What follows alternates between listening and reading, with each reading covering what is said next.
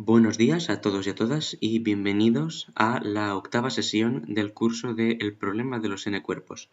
Soy Alfred Benedito Machancoses y hoy estudiaremos el problema de los tres cuerpos restringido. Empezaremos pues por plantearlo y estudiar el potencial de Roche. En la próxima sesión estudiaremos los puntos de Lagrange y la solución al problema.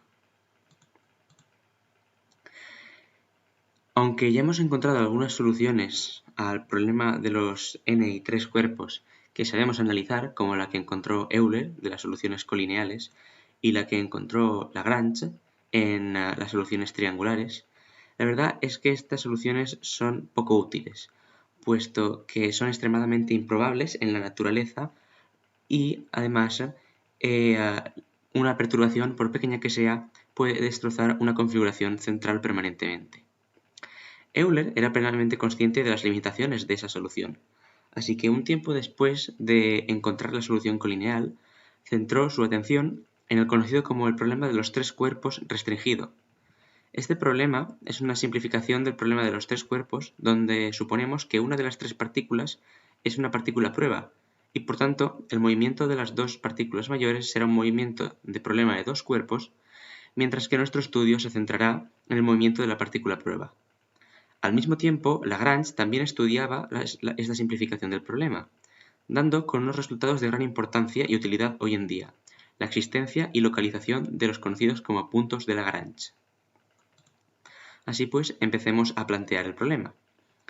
Si tenemos dos partículas de masa m1 y m2 separadas en una distancia a, entonces se traerán por la ley de Newton de la siguiente forma, donde tendremos que Ri es la posición de la masa mi y U sub r es el vector unitario que une las dos masas.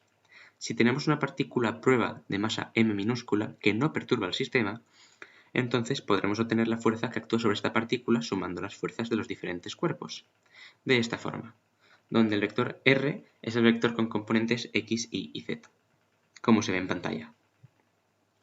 Por sencillez, a la hora de estudiar este sistema, que será bastante complejo, escogeremos un sistema de referencia centrado en m1, en la masa 1, que escogeremos como la masa más grande de todas. Sin embargo, esto tiene un problema. Las masas 1 y 2 están en movimiento, orbitando alrededor de su centro de masas. Por tanto, este sistema de referencia es un sistema de referencia no inercial. Y tendremos que modificar la ecuación de Newton F igual a m por a, añadiendo los términos debidos a la aceleración de nuestro sistema, como se ve aquí en pantalla. Donde tendremos aquí la fuerza que mediríamos si estuviéramos en un sistema inercial y el término de la fuerza centrífuga, la fuerza de Coriolis y el conocido como el término de Euler. Despreciaremos la fuerza de Coriolis debido a su baja intensidad y obviamente el término de Euler será 0 puesto que omega será constante en el tiempo. Para obtener esta ecuación podéis visitar las referencias que se muestran en los apuntes en PDF. Además, más tarde, en la última apartado de esta sección, como se ve aquí, la deduciremos a partir de unos supuestos pequeños y a partir de la mecánica matricial. Así pues, continuemos. Si centramos nuestro sistema en M1, escogeremos los ejes X y Y de forma que pertenezcan al plano de la órbita, donde van a estar estos tres cuerpos, ya que tres puntos formarán siempre un plano. Así pues, lo que haremos será escoger el eje X de forma que une las masas 1 y 2, quedando así restringido el eje Y a ser estrictamente perpendicular a este.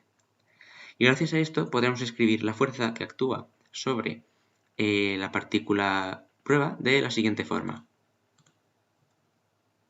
Como esta suma de fuerzas, donde S1 será x cuadrado más y cuadrado raíz cuadrada, y S2 al cuadrado será x menos al cuadrado más y al cuadrado.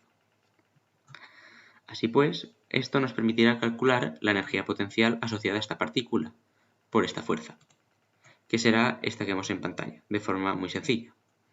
Sin embargo, tenemos aquí un problema tridimensional que queremos reducir a uno unidimensional, así que siguiendo lo que estudiamos en el apartado de preliminares, tendremos que estudiar y calcular el potencial efectivo. Para ello, tendremos que calcular la energía potencial asociada al giro del sistema, en este caso a la fuerza centrífuga. Para ello planteamos la siguiente integral, con estos límites de integración, donde r será la posición de la partícula prueba y dr será el vector del camino, que veremos ahora a continuación en un dibujo ilustrativo. R mayúscula estará referenciado en el centro de masas.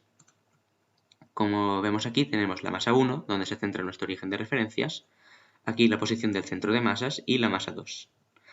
Por tanto, si esta es la posición de la partícula prueba, con masa m, y r es su vector de posición, r no será más que la posición de la partícula prueba en un sistema de referencia centrado en el centro de masas, pero que conserva los ejes exactamente igual que si estuviéramos en un sistema centrado en la masa 1 y así siga teniendo una fuerza centrífuga, es decir, siga siendo un sistema de referencia no inercial.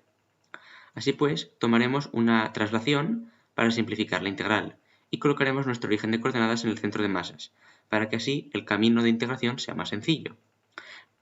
Pero como hemos dicho, manteniendo los ejes de forma que el sistema siga siendo no inercial. Así pues, al centrarlo en el centro de masas, R mayúscula pasará a ser simplemente R, y haciendo uso de la fórmula del doble producto vectorial, tendremos que la integral se simplificará notablemente, puesto que omega será perpendicular al plano del movimiento, y por tanto este término desaparecerá de la integral, obteniendo este de aquí. Si ahora deshacemos la traslación y regresamos a nuestro sistema centrado en M1, habrá que tener en cuenta que R se escribirá de esta forma, donde si hemos escogido la posición de la masa 1 como 0, este punto por tanto será 0, obtendremos el siguiente resultado, x menos mua y 0, donde mu la hemos definido como m2 partido de la masa total. No confundir con la masa reducida. Así pues, nuestro potencial efectivo será la energía potencial más el término extra que hemos calculado asociado a la fuerza centrífuga, como se ve aquí. Esto da lugar a lo que se conoce como el potencial de Roche, que vendrá descrito como se ve en pantalla. Es un potencial sin unidades de masa de la forma que sigue. Y en la parte izquierda tenemos los términos de la energía, mientras que en la de la derecha tenemos los términos asociados a la rotación y la fuerza centrífuga. Sin embargo, esto va a causar una serie de diferencias por el hecho de que el sistema esté en rotación. Observémoslo con unas gráficas. Para lo que es la energía potencial, tendríamos una gráfica de esta forma, donde lo que hemos hecho es tomar y igual a 0, es decir, la componente y igual a 0 y centrarnos en una gráfica unidimensional. Podemos observar que tendríamos aquí un máximo, que sería un punto de equilibrio inestable en la línea que une los dos cuerpos, pero ya está. Sin embargo, al añadir la rotación, debido a nuestro sistema, en el potencial de Roche, lo que tenemos es una curvatura añadida por el término de la rotación, que lo que hace es que existan no uno, sino 3 puntos de equilibrio inestables dados por máximos, al menos en la línea que une las dos masas mayores. No solo esto, sino que además, si hacemos una gráfica de las superficies de nivel de estos potenciales, podemos observar que, como esperábamos, en la energía potencial a secas tenemos simplemente el punto de equilibrio, como habíamos observado. Sin embargo, en el potencial de Roche, que añade el término de rotación, la cosa cambia ligeramente. Tendremos, pues, aquí el punto de equilibrio que también observamos aquí, y sin embargo, aparte de los otros dos que estaban posicionados a los lados que habíamos observado en la gráfica anterior, este y este, además observaremos aquí una zona que dará lugar a otros dos máximos. Cada uno de estos puntos, que son un máximo del potencial, o en este caso el potencial de Roche, dará lugar, como observamos en el apartado de preliminares, a un punto de equilibrio, de los cuales todos serán inestables, puesto que están asociados a máximos. Por tanto, una partícula localizada en estos puntos no tendrá velocidad respecto a este sistema, y por tanto estará estática. Estos son los llamados puntos de Lagrange, que estudiaremos en la próxima sesión. Sin embargo, podemos observar que esta gráfica no tiene demasiada definición. El código que he utilizado para recrear estas gráficas y estas de aquí, os lo dejo en los apuntes en PDF que tenéis en la página oficial de la SENF. Sin embargo, ahora estamos interesados en estudiar con más detalle el movimiento, por lo menos de forma cualitativa, de este potencial. Por tanto, necesitamos una gráfica de mayor resolución. Para obtener esto, definiremos Q como el cociente de M2 entre M1 y mu como M2 partido de la masa total se puede reducir a Q partido Q más 1. De la misma forma, reescribiremos omega como una función de Q. Así pues, y sustituyendo esto en el potencial de Roche, podremos operar con él sacando como factor común, por ejemplo, alguna masa y alguna posición, de forma que al final del todo obtendremos esta expresión, donde hemos sacado factor común G, M y A, que serán las variables de dimensión del sistema. Y si ahora obtenemos esta solución y decidimos reescribir x partido a y y partido a como x y y, es decir, las normalizamos a el valor de la separación entre los cuerpos, entonces obtendremos un potencial normalizado phi sub n de esta forma. Con este potencial normalizado, cuyas dimensiones serán más abarcables en un programa numérico, podremos obtener una representación de mayor calidad y mayor resolución. Aquí tenéis la representación que he obtenido con un script que he hecho para MATLAB, que os he dejado también en los apuntes en PDF, para que podáis, si queréis, cambiar algún parámetro, jugar con el sistema y ver cómo cambia los lóbulos del potencial de Roche dependiendo del ratio de masas. Este, por ejemplo, se ha hecho para un ratio de masas del orden de 0,8 y podéis observar claramente dónde están colocados los puntos L3, L1, L2, L4 y L5, justo donde habíamos anticipado. Podemos ver además las zonas, cómo se van deformando, las zonas equipotenciales, hasta dar lugar a los puntos de la línea que une las masas. Digamos que mientras que los puntos L1, L2 y L3 son los que podríamos esperar debido a los equilibrios que existen entre las dos masas, los puntos L4 y L5 son un poco los raritos del sistema. Estos puntos los estudiaremos con más detalle en la próxima sesión. Sin embargo, con técnicas más avanzadas, es posible encontrar una figura de incluso mayor resolución, como por ejemplo esta. Aquí se puede observar perfectamente cómo se unen las equipotenciales para dar lugar a los puntos de Lagrange. Tenemos aquí L3, L2 y L1, donde en esta representación M1 será mayor que M2 y estará colocada a su derecha en vez de a su izquierda, y observaremos las pequeñas órbitas que dan lugar a los puntos L4 y L5.